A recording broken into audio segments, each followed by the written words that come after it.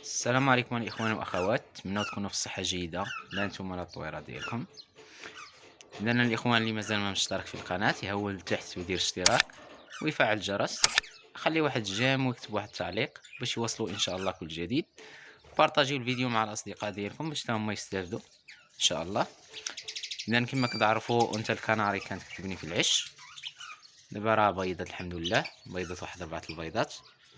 اذا ممكن تزيد غدا شي بيضه اخرى وممكن ما تزيدش، ما عرفناش. اذا هذيك النوبه كانت بيضات 4 البيضات، غنشوفوا هاد النوبه واش غتبيض نيت غير 4 ولا تزيد شي بيضه اخرى. اذا كما كتشوفوا هي حاضنه اللهم بارك.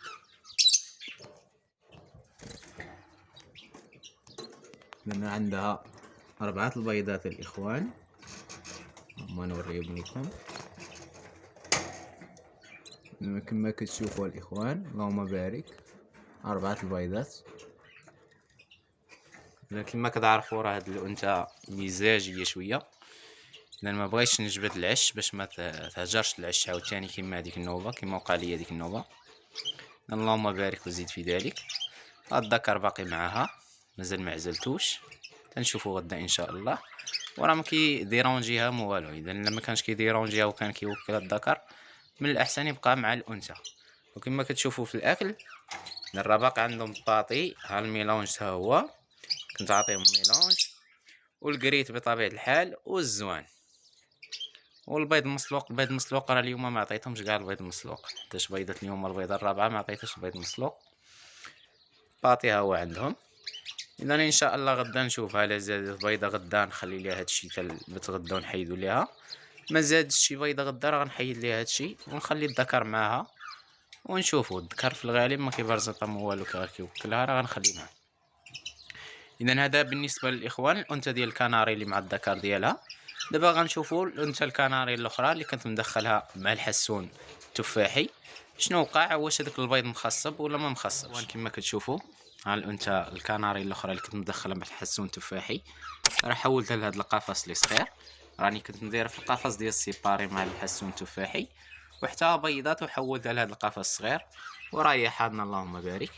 اذا حنتاش حولتها غير من القفص للقفص وما غيرناش المكان بشي مكان اخر، حيت ليها المجاتم وراه حضنات الحمد لله عادي.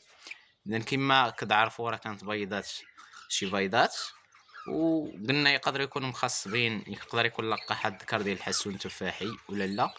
اذا مني فحصتهم بالهاتف بالفلاش ديال الهاتف راه لقيتهم غير ما مخصبينش، اذا حيدتهم.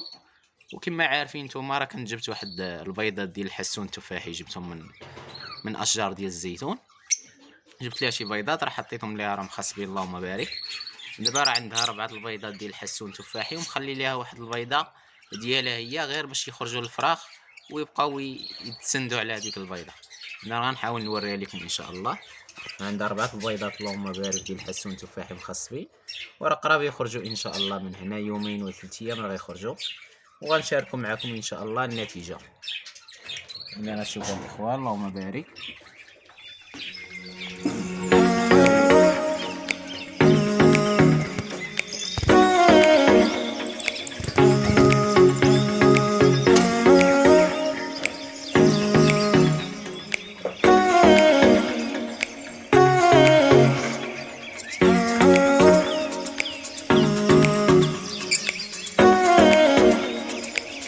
اذا كما شفتوا الاخوان راه كاينين 4 البيضات ديال الحسون التفاحي، وكاينه بيضه ديالها هي راه فارغه هذيك غير باش من يخرجوا الفراخ يتسندوا على البيضه، وراه عادي كتحضن عادي ان شاء الله.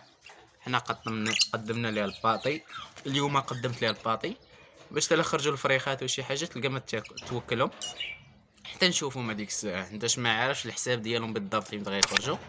هذاك الشيء علاش قدمت ليها دابا الباطي وخليتها. راه من يخرجوا ما نبقى نقلبها كل نهار دابا، ونشوف من يخرجوا هذيك الساعه راني نقدم لها البيض مسلوق باش يكونوا الفراخ ان شاء الله بصحه جيده.